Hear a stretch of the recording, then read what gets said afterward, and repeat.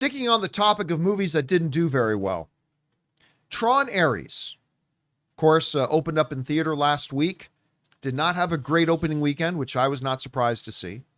The movie itself, I defined it, Rob, as a very firm okay. Yeah. It's an okay movie. You got around to seeing it? I did twice. I've saw it 3 times as a result of the movie meetups. And apparently, a lot of other people, that seemed to be the general consensus for it, was that it was okay. As I bring up the Rotten Tomatoes rating for it, it said this. Like, the last I checked in on, it was about 50%. Right now, Tron Aries is sitting at, it went up. Oh my goodness. The rating went up, if I can get it onto the screen here. There we go. It went up to 53%. Nice. And listen, 86% of the audience liked it. I don't get too excited about the audience rating unless it's over 90, but 86 is all right. 53% means it's literally split. Some people liked it, some people didn't. I thought it was okay. I didn't think it was a very good story. Right. I thought a lot of the dialogue was pretty lame. But the basic premise was interesting. The visuals were great, and the music killed it. Yeah. It just absolutely smashed. The music was so good. So it was all right. Whatever, it was okay. Well, according to a new report in Deadline, they are now forecasting that Tron Aries is going to be the biggest money-losing film of the year. And they're saying here in Deadline that the movie is projected now to lose over $132 million when it's all said and done. Now, look, I don't think anybody should be surprised by this. It's clearly a very beautiful looking film. Yeah. I mean, no expense seemed to be spared in the production of the film, at least. It was shot by Jeff Cronenweth, who his father was Jordan Cronenweth, who shot Blade Runner. It looks great. It's visually a very beautiful movie. Clearly a lot of money was spent on it. I think they're saying $220 million is what was spent on the movie. That's not including marketing. And they didn't have the biggest marketing budget in the world. But it was well marketed. It was a well-marketed film. I got to tell you, though, I'm not terribly surprised, and I'll tell you why I'm not surprised. One, while I loved the trailers for it, I did. What did I say when they first announced this movie? Why are you making another Tron? You're acting as if Tron Legacy came out and was some big breakout smash hit. Guys, newsflash, it wasn't. Tron Legacy was not all that well received. Actually, if we go over and take a look, Tron Legacy, even fewer critics liked it, and a significant less people liked it. I was not a fan of Tron Legacy. I mean, I could look at Olivia Wilde all day from Tron Legacy. But I mean, I'm sorry, guys, it wasn't a good movie. If you enjoyed it, that's great. But to me, Tron Legacy was quite a disappointment to me. I'll give you a hot take. I like Tron Aries more than Tron Legacy. And that's not saying much because I didn't think Tron Aries was all that good. I mean, again, at most, I think it was okay. But the film Tron Legacy came out decades after the original Tron. It wasn't very good. It underperformed at the box office. Who thought that, 15 years after Tron Legacy, a movie that wasn't very good, not well received, and underperformed, we should do another sequel. That'll do it. And again, they played the trailers at CinemaCon, and I thought, okay, I gave credit where it's due. The trailers looked awesome. They really did. And the movie's not terrible, but you're making a movie 15 years later after another sequel that wasn't very good, not well received. The audience didn't particularly like it. The critics didn't particularly like it, and it didn't do particularly well at the box office. In what world and in what boardroom did somebody sit around and say, it'll really hit it out of the park? Another Tron movie. And to make things worse, the quality of the film didn't do anything to help overcome that. Again, it was okay, But this movie needed to be a top 5 best film of the year, I think, to generate enough positive buzz to move the needle on the response to it. So, as somebody who thought the movie was okay, and as somebody who thought the marketing was great, Rob, I'd be lying to you if I told you I was anything but not shocked at all to see these numbers, that it could end up being the absolute biggest money-losing film of the year, because it never should have been made. They never should have made this movie.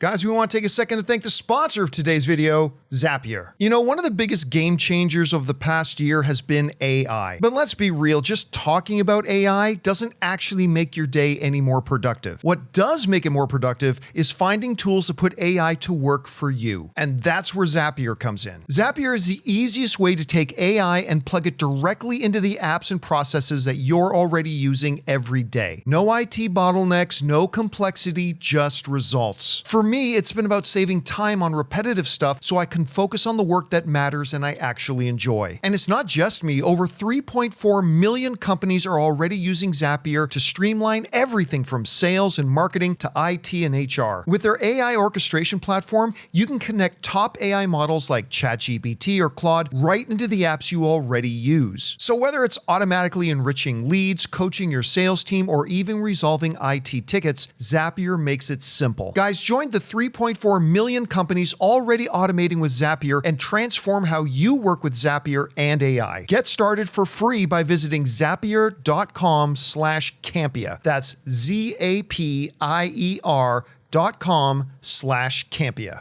There is no logical, Rob, you cannot make a case to me. Let's back up 2 years. There is no case you can make to me in a boardroom that would convince me that any kind of another Tron project would be a financial success. No argument you can make for it. So I don't know. You see these numbers. Are you shocked by them? Are you not shocked by them? What do you think of this? Well, I'm saddened by them, only because I have great affection for the first Tron. I made a documentary A lot about of people it that's do, yeah. on the Blu-ray. You know, I thought it was the first foray into CG. There's a lot of interesting stuff. But like you, I didn't like Tron Legacy very much because I think the direction they've taken the franchise in is essentially it has nothing to say. When the first Tron movie came out in '82, we did not know where our computer world was headed. In my documentary, you even see Roger Allers, who later went on to direct The Lion King, talk about meeting the guy who came up with the desktop computer, which we have laptops now.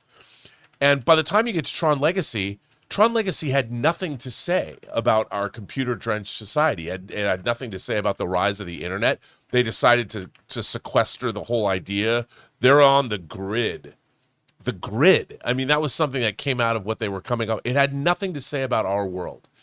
And the best science fiction, John, has to have some kind of allegorical commentary on our world today. It has to relate back to us.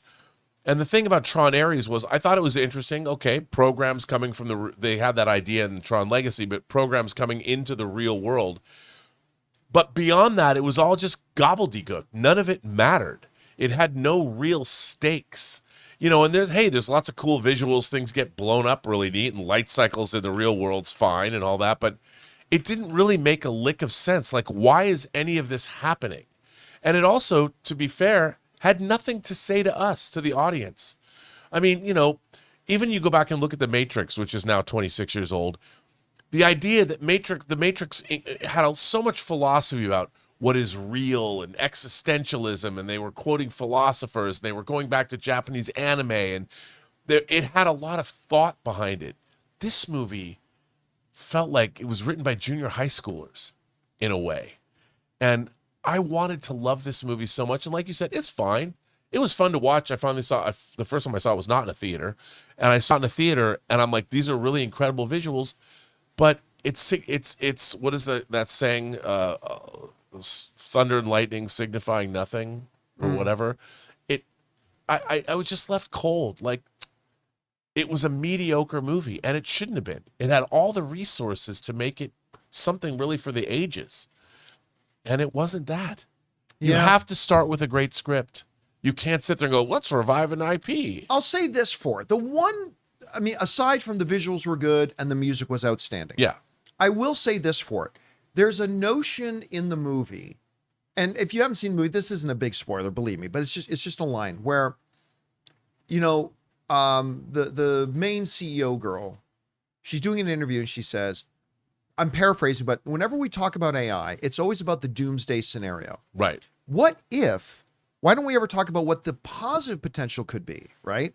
And she says that in the movie. And that's true of our movies today. Whenever we get into movies about AI, it's always a horror, worst case scenario about it's Skynet sort of thing. But this whole idea about what if AI produced something great instead of something horrible, that's interesting. Yeah. They didn't do it very well.